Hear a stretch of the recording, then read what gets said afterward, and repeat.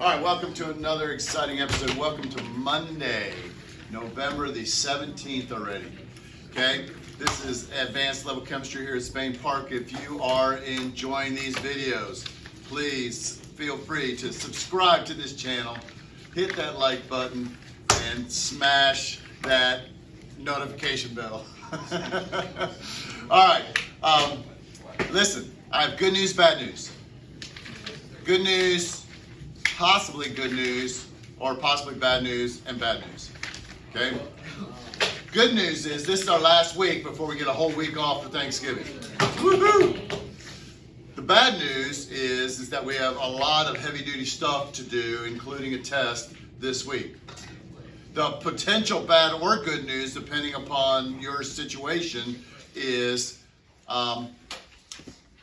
I don't think we're going to be able to have the test on Wednesday. It's probably going to have to be on Thursday. Okay? I will give you a study guide today. Okay? For that. Okay? And this study guide actually has room for you to write the answers on the study guide. But it's also 4 pages long. But it's just because there's space to write answers, which makes it longer. All right? So today's goal is for me to kind of finish up. I left you Friday in a confused state, okay? Which a lot of times is how I leave you most days, but a more than normal confused state. Today is going to be a day where I can hopefully finish presenting all the material, go through, finish the notes at least. Tomorrow will be the day we really just begin practicing. Today the cloud's going to begin to lift some. Tomorrow the cloud hopefully will lift completely. Wednesday is going to be a review, tie everything up day. Thursday is going to be test day. Okay? So it's just going to be a matter of us working through and focus. So today is going to be a day where we need focus. Now look, Niels Bohr is the guy that came up with this quantum mechanical model. And he said, if you feel like you understand the quantum mechanical model of the atom, then you really don't understand quantum mechanics. He's the one that came up with it. And he said, if you understand it, you really don't understand it because it's too hard to understand. Which means that it's okay for you to be struggling with a lot of this. But we're going to work through, and we're looking at the implications of it. But that also means you have to ask questions. It's okay. Okay, don't think that, oh man, they're going to think I'm stupid if I ask a question on this. Niels Bohr himself, the guy that came up, this super genius guy, is saying you can't really ever totally understand it. So we're just kind of looking at the surface of this theory, but I'm saying all that because it's complicated. So ask questions. It's okay. It's tough. Okay, but we're going to work through it. We're going to figure out. Again, I know I'm old, but I wasn't around when atoms were created. If they had asked me how to do it, I would have made them a little bit more simple. I probably would have made them like you learned about it in middle school with just a simple electron going around in an orbit. They didn't ask me. So my job is to kind of help you learn, well, what's our best possible explanation for what they are, what we think, how they actually operate. So we're trying to figure out these electron configurations. So get your notes out.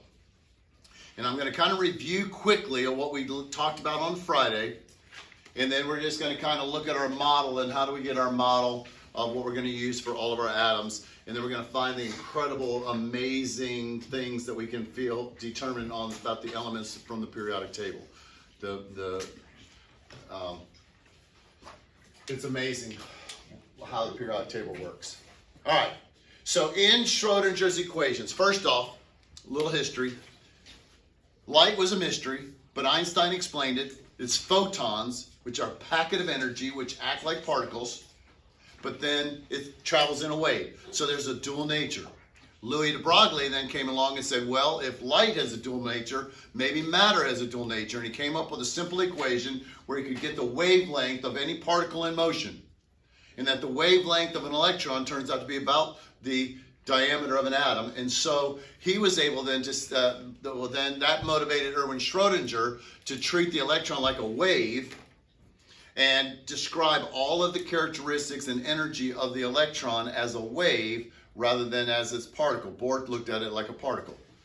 Now we look at the electron, we call it a wavicle. It's definitely a particle, it's got mass, it's got size, it's measurable, but it travels in a wave pattern.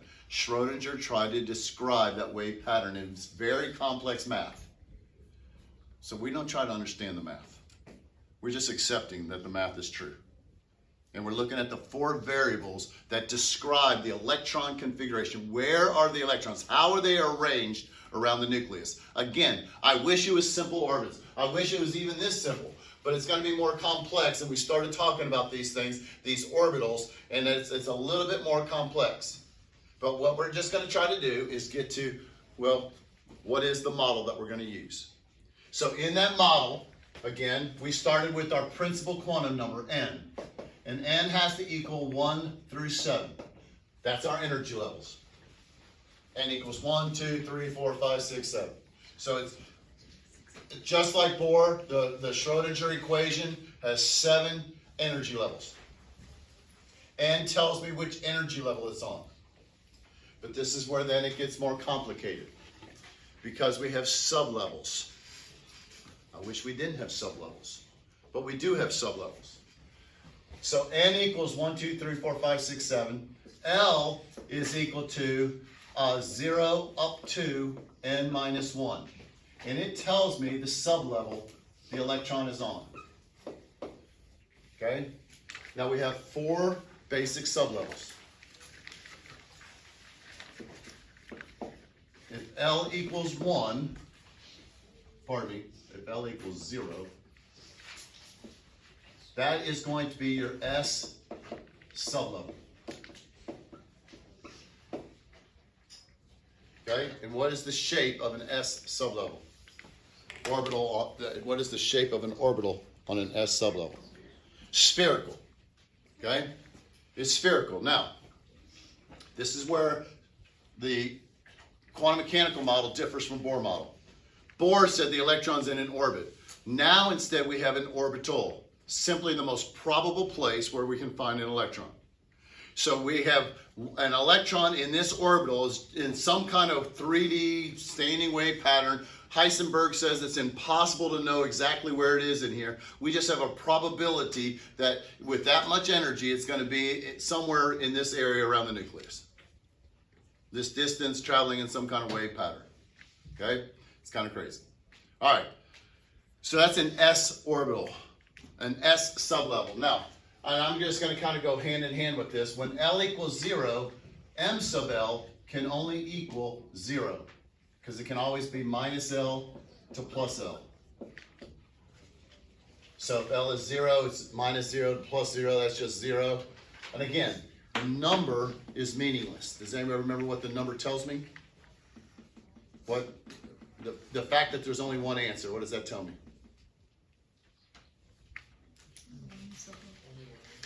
There's only one, well, there's only one orbital on that sublevel. So when we're drawing our model, we only draw one little dash.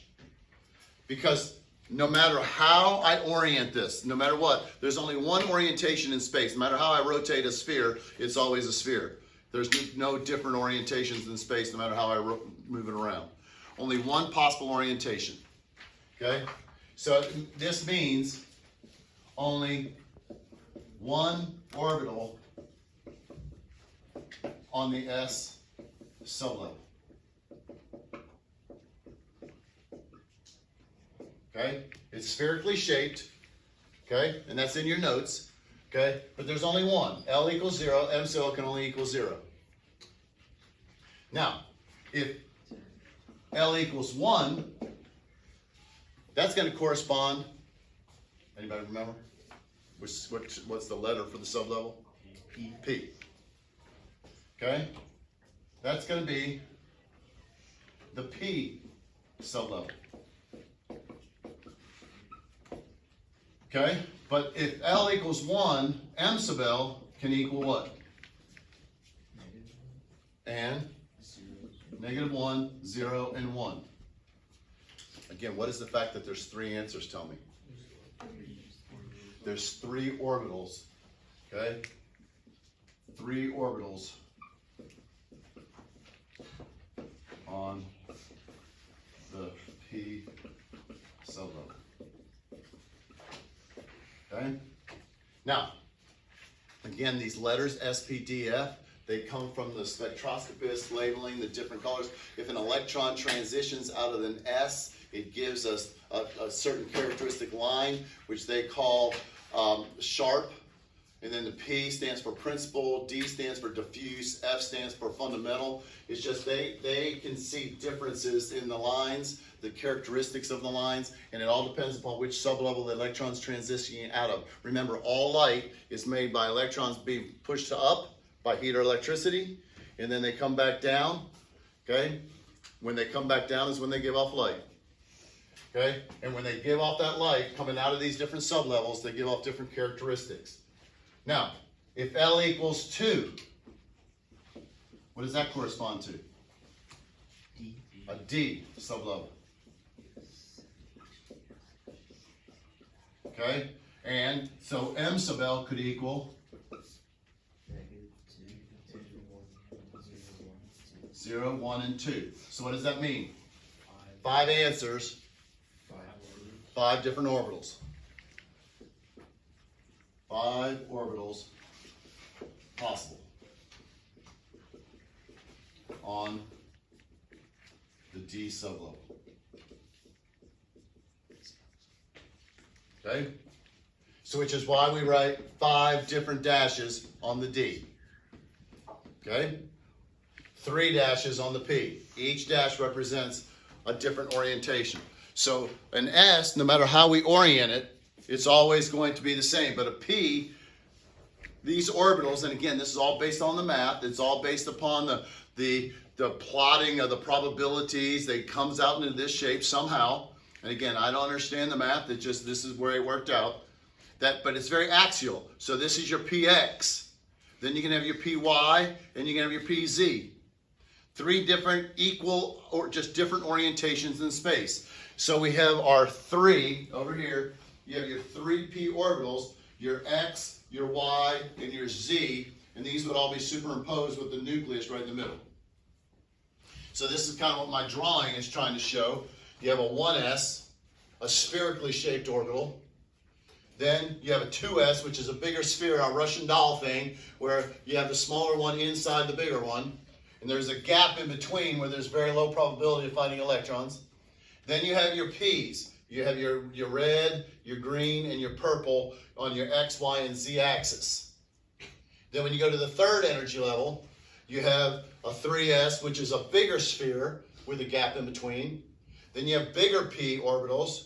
And then you have these d orbitals. And the fact that there's 5 means there's 5 different orientations in space. Let's see if I can. So this is one orbital. Even though it's got 4 lobes to it, it's one orbital. But there's 5 different ways you can orient this in space. Okay, and each one of these down here kind of show the different orientations of your d orbitals. And then you kind of have this weird one here that it's kind of like a donut in the middle. And again, the math just tells us that this is a possibility. Again, I just accept the math is right. Okay, so there's a lot of trust involved on this electron configuration stuff. Now, I don't have room for it, but it's in your notes. But if L equals 3, what is that going to represent? F. Okay, and then what can M sub L equal? Okay, there's 7 of them, but it's going to be -3, -2, -1, 0, 1, 2, and 3. 7 answers. So what does that mean about the orientations? 7 different orbitals. So on the F, when we go up and we get to the F's, we're going to put 7 dashes. Okay? And they look, and they're crazy as far as how they look.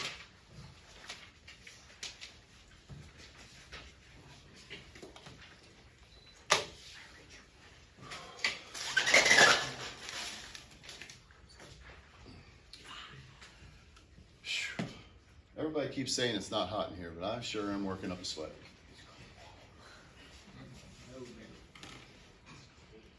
It's cold in here? Okay, now, there's no way you're going to draw these. You do not have to know this. I just want you to see that these are what F's look like. Super complex. It just gets worse and worse as you go up, as far as the complexity. Okay, but each one of those is one orbital. Even though they're way bigger, one orbital. Okay? So we have our three quantum numbers. Our N tells me the energy level. The L tells me the sublevel, S, P, D, or F. The M sub L tells me how many individual orbitals, how many different orientations in space, how many orbitals are on that sublevel. It's kind of like, again, our hotel. Which floor are we going to? N. Then you get off, you have the different hallways, your different sublevels, SP, you have the SP, D, and F hallways. And then on those hallways, you have a different numbers of rooms. On the S hallway, you only have one room. On the P hallway, you have 3 rooms. It's probably where the restrooms are too. It's the P wing. So, little dad joke there, just kind of keep it light here. All right, then you got the D wing's got 5 rooms, and the F wing has 7 rooms. But we have an inverted hotel. On the first floor, you only have the S. It's a small room, a spherically shaped room. Then on the second, you have 2. You have sublevels. You have the S and the P, a bigger spherically shaped room, and then 3 dumbbell shaped rooms. Then you go to the third, you got 3 sublevels, S, P, D. Then on the 4th floor, you got S, P, D, and F. Okay? So we're building, and just, these are all superimposing on one another. It gets very complex as far as so it's going to look like electrons are just going everywhere, but the reality is that based on their energy, they have a very quantized, fixed energy to where they can only be in certain places around the nucleus. All right, so that's our model. Okay, S, P, D, and F. 1, 2, 3, 4. So as we're building this is my N. N equals 1. N equals 2. N equals 3. Okay? So we started building this. This, and I'm gonna try and spread this out just a tad, give me some room.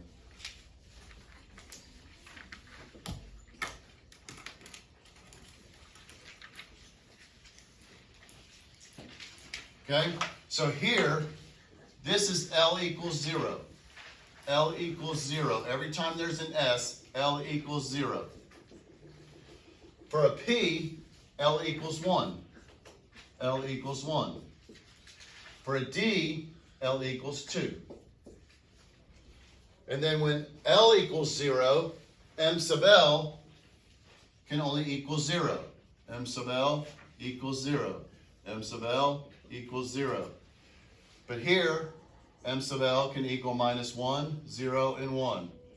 M sub L can equal -1, 0, and 1. What's M sub L going to equal here? Each one represents a different orientation in space. Okay? Each one represents a different orbital. Now they're all going to be superimposed on one another. Now we have the 4th quantum number. It's the easiest one. It's your spin quantum number. Now, Linus Pauling, Wolfgang Pauli, not Linus Pauling, Wolfgang Pauli. He came up and he figured out somehow, he won a Nobel Prize for it, so these guys are, this isn't something easy to figure out, but somehow he figured out that the electrons are spinning on their axis, just like the Earth is spinning on its axis. When a charged particle spins, it generates a magnetic field. So he said that, hey, there's only 2 electrons can be in any orbital. And they have to have opposite spins, because if they're spinning oppositely, they're generating a magnetic field. So one's like a North Pole, one's like a South Pole. So that allows 2 negative things to be in the same spot. How do you figure that out? I have no earthly idea. That's why I don't win a Nobel Prize and he does. Okay? But they're spinning on their axis, and we're going to talk about this here in a second. We're going to find out that all magnets are the result of these electrons spinning. Okay? So if we just now have our model that looks like this, it's called the Pauli exclusion principle, that you can only, each orbital, doesn't matter if we have a tiny S or if we have a much bigger D, only 2 electrons in this orbital, only 2 electrons in this orbital. This is not 4 orbitals. This is 1 orbital. It's got 4 lobes, but still only 2 electrons. How are the electrons traveling? How are they going from here to here to here to here? We don't have a clue. Heisenberg uncertainty principle says that we don't know, we can't know. We just know it's the probability, it's in some kind of wave pattern that takes it into these spots. Okay? We're just trusting that. But this is one orbital. Pauli exclusion principle says only 2 electrons can go in here and they have to have opposite spins. So, if we want to build our model, I'm going to look at hydrogen. Hydrogen has how many electrons? Okay, this is where the rubber meets the road. This is the most important part. We need to stay with me. Okay? Hydrogen has how many electrons? 1. Okay, there are going to be 3 rules that are going to tell us how to fill this and fill up our electron cloud and our electron configuration. So at the very second to last page of your notes, we're taking a quantum leap here. Second to last page of the notes. 3 rules that govern the filling of electrons. Do you see it? The 3 rules that govern, on the second to last page? 3 rules that govern. Okay, the last one, it should be just the 1s, 2s page. Okay, everybody find those 3 rules. The first rule is the Aufbau principle. AUFBAU, the Aufbau principle. Okay? That simply means we're going to start at the lowest energy levels first. We're going to fill the first energy level before we go to the second. We're going to fill the second energy level before we go to the third. Now, if you recall in your notes when we were talking about this, the P sublevel has a little bit more energy than the S, and I'm going to explain how that is in about 10 minutes. Okay? But more energy means less tightly held. It's not farther away, it's just less tightly held. It takes less energy to remove the electron. Okay? So P's are always going to be a little bit higher energy than an S. D's are a little bit higher energy than a P. Okay? So we're always going to fill lowest energy first. So we're going to put 1 electron in here, and I'm going to use an up arrow to represent like a clockwise spin. Now it's 50-50. Pauli said clockwise, counterclockwise. If you tend to have more of a negative look on things, you might want to do the down arrow first. It doesn't matter. It's a 50-50. But Pauli exclusion principle says you can only put 2 electrons and they have to have opposite spins. So hydrogen only has 1 electron. So we're going to say hydrogen's 1 electron. This is going to be the nucleus is down here, a little dot in the middle. The 1 electron's buzzing around in this S kind of spherically shaped area. How it is, we don't know, but it's just going to be close to the nucleus in a spherically shaped area. Helium has how many electrons? 2. So it still has room down here on the first energy level. We can put 2. So the second one goes in here, but it's going to have an opposite spin. Okay?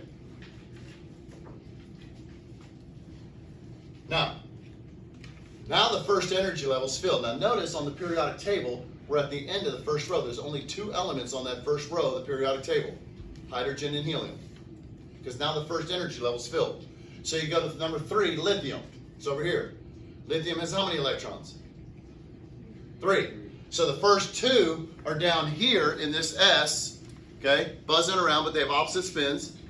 But the next one has to go into the 2s, which is this sphere, which is going to be just encompassing this one. It's going to be a bigger sphere. So you're going to have 1 electron now out here in this bigger sphere, out here. Okay? So we put 1 electron. Again, it doesn't matter if you go up or down. I just tend to be up first. Okay? So then you go to beryllium, and it's got 4 electrons. So where's the 4th electron go? Still has to go here, because this is lower energy than this. So we always fill the lower energy first. Can the electron be anywhere in the sphere? Anywhere, yeah, anywhere, and that's just a probability. It's not even confined to that sphere. That's just a 90% chance of finding it in that area. So technically 1 and 2s can be found like in the 1s sphere because it's Yeah, but there's a high probability. Remember we talked about the destructive interference, the nodal region? There is this gap between the 2 energy levels where there's a very low probability of finding the electron. However, Yes, I'm gonna show you this in just a few seconds, that it's not always confined to right here. Okay, and I got one more curveball for you.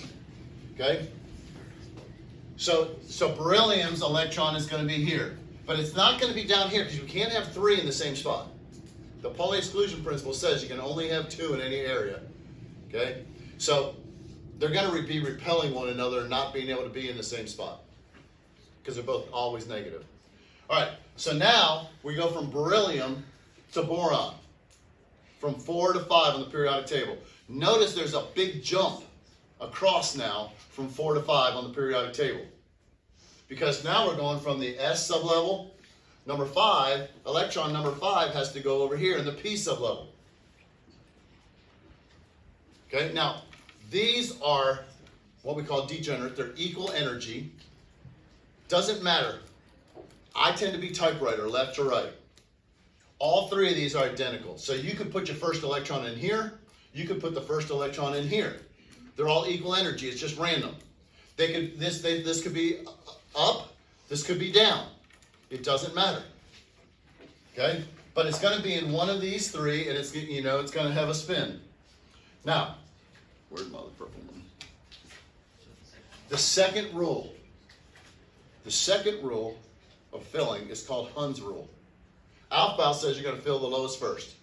The second rule, and Pauli exclusion principle says only 2, and they have to have opposite spins. But our last rule is known as Hund's rule. And this says that electrons are negative. They're not going to want to pair up until they have to. So you're going to put 1 electron into each of the orbitals before we begin pairing up, and they must have the same spin. All up or all down. 1 into each before you begin pairing up. Now, why is that important? If I look at carbon with its 6, well, let's even look at iron first. Iron's outermost electrons go into here. You have 26 electrons.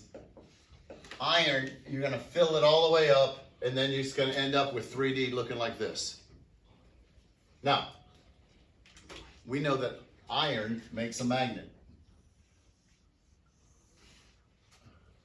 This thing right here sticks as a magnet because of these electron spins. Y'all, this is going to blow your mind. Yes, sir. Earlier you said they have to be like the spinning oppositely for like the electrons to charge, right? Well, they have to be in the same orbital. They have to have opposite spins. Okay. But before they pair up, when they go 1 into each, they all have to have the same spin. Okay. And we know this because all magnetism is the result of this electron spin. When you put iron into a magnetic field, it causes all the atoms that look like this on one end, and then because it's 50-50, you have just as many atoms that are all downs on this end. And that forms a north and a south pole. And when you take it out of the magnetic field, for some reason or other with iron, the atoms stay separated, segregated into all of the clockwise spins on one end, all the counterclockwise on the other end, and that's what makes a magnet magnetic, is the fact that you have all the electron spins the same. Now, most substances, when you put it into a magnetic field, they align like that. But then when you take them out of the magnetic field, they just kind of naturally migrate back and kind of get 50-50, and so they don't stay magnetic. Iron, for some reason or other, and a few others, stay as permanent magnets. And the magnetism is caused by the little electron spinning. So when you go home and you see your picture hanging on a refrigerator with a magnet, you have to realize that's the result of itty-bitty little tiny little electrons inside that piece of metal magnet just spinning around. And it's the fact that all the ups are on one side and all the downs are on the other is what keeps that picture hanging on your refrigerator. Y'all are just kind of sitting here like, that's pretty darn exciting. That's pretty amazing. Magnet is just this little electron that you can't even see because it's spinning on its axis is somehow causing my picture to stay on the refrigerator. When you go home today and you open the fridge to get a bottle of water or whatever out of it, or me and my Diet Mountain Dew, you see those magnets, think of it. Oh man, there's a little tiny electron spinning in there. So like when you take two magnets and they go away from each other. That's the all the downs on the downs on that one and the downs on the other one are repelling one another. Whereas if you put the north and the south pole together, you got the ups and the downs and ooh la la come together. All magnetism is the result of these electron spins, but that's all based on Hund's rule. If carbon did not follow Hund's rule and it began pairing up like this, it would not be affected by a magnetic field. Because there aren't any unpaired electrons, there's no opposite ups and downs and whatever. It's all even. But carbon is affected by a magnetic field. Now, it doesn't stay as a magnet, but it's affected by a magnetic field. You don't have to know this, but it's called paramagnetic. Iron is called ferromagnetism. It's a permanent magnet, iron magnetism. Okay, but this is neodymium. This is a neodymium magnet, which is element number 60, and it makes an even stronger magnet than an iron magnet. Okay, just a little, so all magnetism is a result of those electrons. Okay, that's nice to know, but you need to know Hund's rule. We're going to put one into each. So here's 6 for carbon. Go to nitrogen, 7. Now we begin to pair up. Oxygen, 8. Fluorine, 9. Neon, 10. Now again, I went left to right, but they can go in any order because they're equal. Notice now, where's neon located on the periodic table? No gas, but it's at the end of the second row, right? So number 10, where do we go after number 10? What number comes after 10? 11. Well, notice 11 is way over here on the left again. We're going to a whole new energy level. We're starting the third row on the periodic table. We're starting the third energy level as the electrons are filling. Sodium has 1. Magnesium has 2. That's 11, 12. Now again, notice magnesium, 12. Where do we go after 12? 13. Notice we jump way across that whole middle section again, and we go over to where boron was in aluminum. Instead of going into the 2p, we're now going to go into the 3p. So we have 12, aluminum 13, silicon 14, phosphorus 15, sulfur 16, chlorine 17, argon 18. Put 6, 1 into each, and then begin pairing up. And now look, we're at the end of the third row. The third energy level. Ooh. So now, here comes our last wrinkle.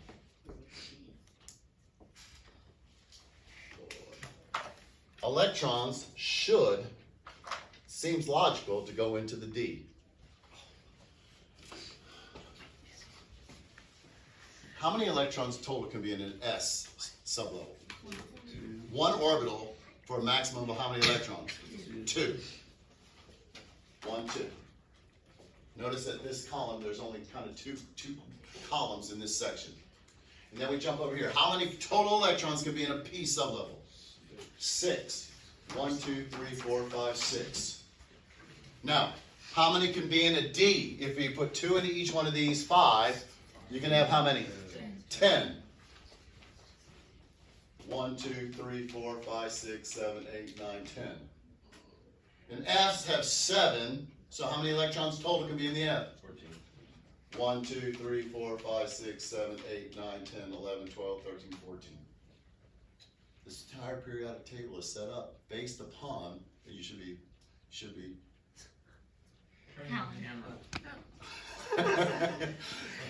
So the entire periodic table is set up based upon these sublevels. If we can just remember that this is my electrons going into the S sublevel in these first 2 columns. Electrons are going into the P sublevel over here in this section. In this middle section, they're going into the D sublevel. And in this section, they're going into the F sublevel. So the periodic table is all set like that. But look, here's a problem. Argon is 18, 19. Where does it say the electrons are going? Into the 4s, not into the D. This is my D here. How can that be? Okay, come back with me. Okay, here's Here's a flaw in my teaching. Not a flaw, I can't help myself. Don't get choked up about it, it's gonna be okay. All right. Most teachers just tell you at this level of chemistry, just memorize this. Okay? Just memorize this order. Figure out the order. I'll give you a cheat sheet to memorize the order. Okay? Which I'm gonna give you. But I also have to give you an explanation as to why, rather than just telling you to memorize it just because it is. Okay? So I'm going to give you an explanation on why electrons are going to go into the 4s sublevel before they go into the 3d sublevel. Hopefully you're going to understand it. If you don't understand it, it's going to be okay. We're just going to learn it and memorize it and just know that it does. Okay? So again, don't stress out too much about all this, but I just feel the need that I want to share with you. Number one, why does a p sublevel have more energy? Why is the electrons less tightly held than in an s? And then why are electrons going to go in 4s before they go into 3d when this is the 4th energy level and this is the 3rd? Okay? So I'm going to go to my AP Chemistry textbook, actually a very old AP Chemistry textbook, which is a college textbook. Okay? But that's okay. I have total confidence that you can handle this.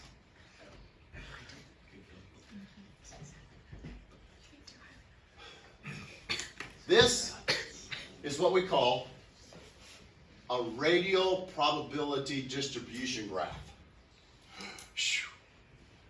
It just tells me, here's the probability of finding the electron. The greater the area under the curve, the greater the area of finding the electron this distance from the nucleus. Now here's, I don't know, Shaneo, somebody just asked me the question, maybe it's Anderson, can the electron be closer? This graph right here, and again, this is all the result of the math. This isn't even necessarily experimental. This is all based upon the math and the probability thing. There's a small but significant amount of time that the electron in a 3s electron is going to be closer to the nucleus. So most of the time it's out here, but every once in a blue moon, it's closer to the nucleus. What's it doing down there? I don't know, just the path takes it that way. Not much. Most of the time, it's way over here. But a small but significant amount of time is closer to the nucleus. Now when you compare that to a 3p and a 3d, the 3p just has one peak here. The 3d doesn't have any peaks. So when we average the distances, they're all about the same distance from the nucleus. They're on the 3s, 3p, 3d. But because the s, now what do you think? You got a positive nucleus, a negative electron. If that electron gets closer to the nucleus, is it going to be more or less tightly held? More tightly held. Because the 3s is closer to the nucleus, this little bit of extra time, it is held just a little bit more tightly than electrons in a 3p. That take a different path. They're in a different orbital, different path. They're not held to the same strength as which a 3s is, and the 3ds are held even less because they don't get close to the nucleus hardly at all. And the f's are always going to be the weakest, the least attracted on any energy level. And it has to do with their path. That's why the s's are always lower energy than a p and then a d, because they have different paths that bring them closer to the nucleus. So the s's are always held the tightest, then the p's, and then the d's. Okay? That's why we stair step. The p's are a little bit higher in energy, and then the d's are a little bit higher energy. That's why we're not making the 3rd energy level all going straight across. Okay, you with me so far on that? Okay? Now we add in the fact that the energy levels start getting closer to one another. So there's not a whole lot of difference between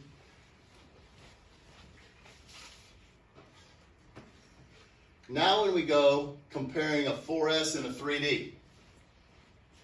This distance isn't very much because the energy levels are getting closer to one another. So there's not a big difference in the average distance that they're apart. But the 4s is, most of the time, farther away. It's going to be out here than a 3d. It's farther away because this is distance. But notice, there's a small but significant amount of time it's closer to the nucleus. What does that mean about the strength of which is being held? It's stronger. So even though the 4s and 3d, the 4s most of the time is farther away, the small but significant amount of the time actually makes it held to the nucleus more tightly than a 3d. Most of the time it's out here, but because of the small amount of time it gets closer, and there's not much difference between 3d and 4s to start with, the 4s is actually held more tightly. The Hobbs principle says electrons fill the lowest energy levels first. So, when we're filling, electrons are actually, this is argon 18. When we go to 19, the electron does not go into the 3d. Instead, it goes into the 4s. Then calcium 20, the 4s fills. Now, for 21, we enter into the D zone.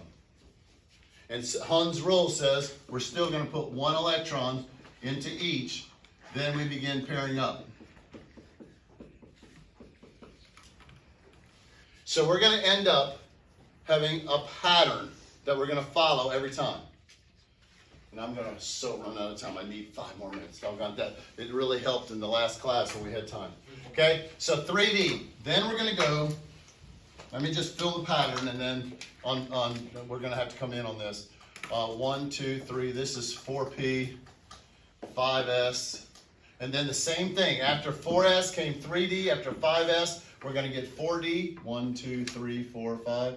4D, and then we're going to get 5P, and then we're going to actually go to 6S, and this is kind of crazy.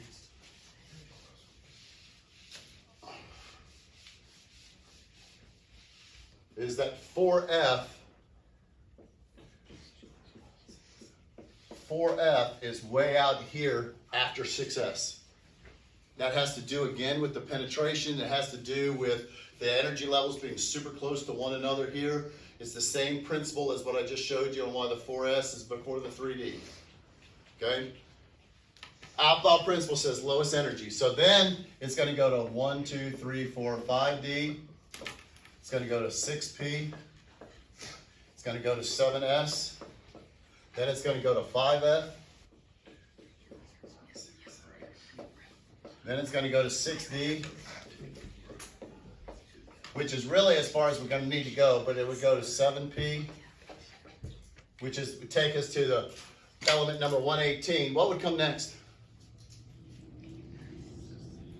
Follow the pattern. 8S. Okay, but there aren't 8 rows on the periodic table, so we don't need to go there. Okay? Now, there are, yes sir? So 8S is not a thing? Not a thing yet. Now, the reality is that uranium is the last natural element. All of these elements up here that are going to be all the way in your 6D, this is going to be your 6D and 7P. Those are just man-made. You smash the nuclei together, they form, then they blow back apart. None of these have electron clouds. So the reality is uranium is the highest we would ever have to go.